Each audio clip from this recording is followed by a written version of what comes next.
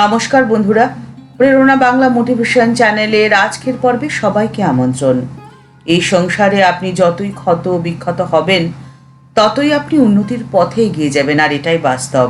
পাথর থেকে মূর্তি তৈরি করা যায় তখনই যখন ছেনির আঘাত লাগে পাথরের বুকে। লোহা গরম হয়ে যতক্ষণ না লাল হচ্ছে ততক্ষণ লোহার সামগ্রী তৈরি হয় না। আপনি যদি সূর্যের মতো উজ্জ্বল হতে চান তাহলে আপনাকে আগে সূর্যের মতোই পুড়তে হবে।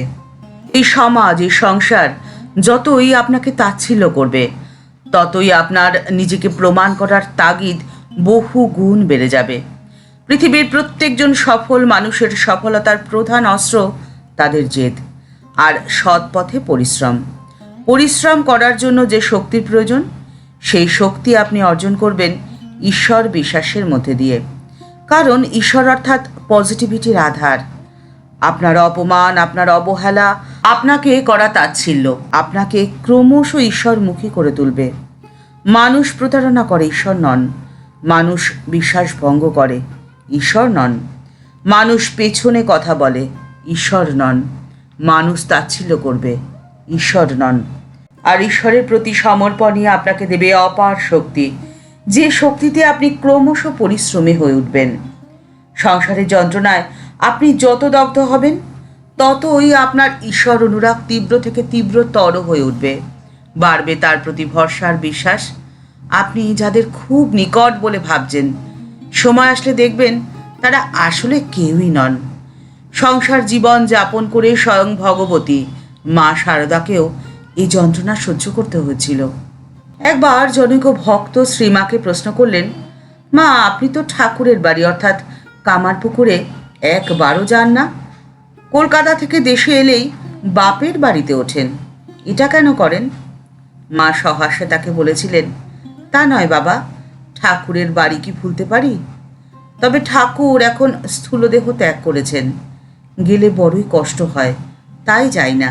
শ্রী শ্রী মায়ের এই কষ্টবোধের অন্তরালে ঠাকুরের প্রতি বিরহ তো ছিলই, তার ওপরে স্বজনের বিরুদ্ধ ভাব তাকে মানসিকভাবে বড্ড পীড়িত করেছিল। অবশ্য এ বিষয়ে তিনি সচরাচর নীরবই থাকতেন। একবার জনৈক সেবককে তিনি বলেছিলেন, ঠাকুরের শরীর যাওয়ার পরে কিছুদিন ঘুরে ফিরে যখন কামারপুকুরে গিয়ে আছি, আত্মীয়রা যেন উপেক্ষার ভাব দেখাতে লাগলো। আর গাঁয়ের লোকেদের দোষীগিরির কথা শুনে আমার মা আমাকে এখান থেকে জয়রামবাটিতে নিয়ে গেলেন। আমায় তিনি আর কামারপুকুরে বাস করতে দিলেন না। সেই থেকেই ভাইদের সংসারেই তাদের দুঃখে সুখে এতদিন পড়ে রয়েছি। এখন আবার ভাইরা আমাকে বলে, দিদি আমাদের দেখেন না। মানুষের মন তো এমনিই হয়। আপনাকে যারা অবহেলা করবে, যারা তাচ্ছিল্য করবে, যারা মনে করবে আপনার দ্বারা কিছুই হবে না, তাদের উত্তর দিন কথায় নয় কাজে। শ্রীমায়ের নির্দেশ, যখন যা করবে 16 আনা মন দিয়ে করবে। স্বামী শারদেশানন্দজি শ্রী শ্রী মায়ের স্মৃতিকথা গ্রন্থে লিখছেন, সার বস্তু শ্রী ভগবানের ভজন যেমন মন প্রাণ ঢেলে তন্ময় চিত্তে একাগ্র হয়ে করতে হয়, ঠিক তেমনভাবেই সংসারের অসার বস্তু বলে নিশ্চয় করেও যতদিন দেহ আছে সুচারুরূপে তার রক্ষণাবেক্ষণের জন্য বুদ্ধি বিবেচনাপূর্বক যথাসম্ভব অপরকে উদ্বেলিত না করে জীবনযাত্রা নির্বাহ করা আবশ্যক। অর্থাৎ ভগবানের সাধনা আপনি যেমন মন প্রাণ দিয়ে করবেন, ঠিক তেমনভাবেই ততটা যত্ন নিয়েই সংসারের প্রত্যেকটি কাজ, খুঁটিনাটি কাজ যত্ন সহকারে করবেন। মা তার জীবন দিয়েই আমাদের শিখিয়ে দিয়ে গেছেন যে প্রত্যেকটি জিনিসকে যত্ন করতে, তাদের মূল্য দিতে।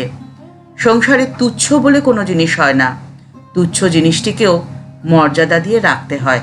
ঠাকুর ও মায়ের ভাব ও আদর্শ অনুসরণে আমাদের প্রত্যেকের জীবন পরিপূর্ণ হয়ে উঠবে, এই কামনা করে আজকের পর্ব এখানে শেষ করছি। দেখা হচ্ছে পরের পর্বে।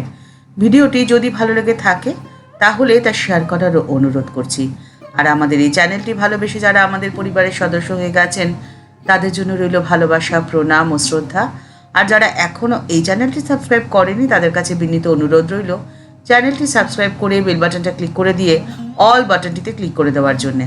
তাহলে এই চ্যানেলে ভিডিও আপলোড হওয়ার সাথে সাথেই আপনার কাছে নোটিফিকেশান চলে যাবে। সবাই ভালো থাকবেন, সুস্থ থাকবেন। নমস্কার।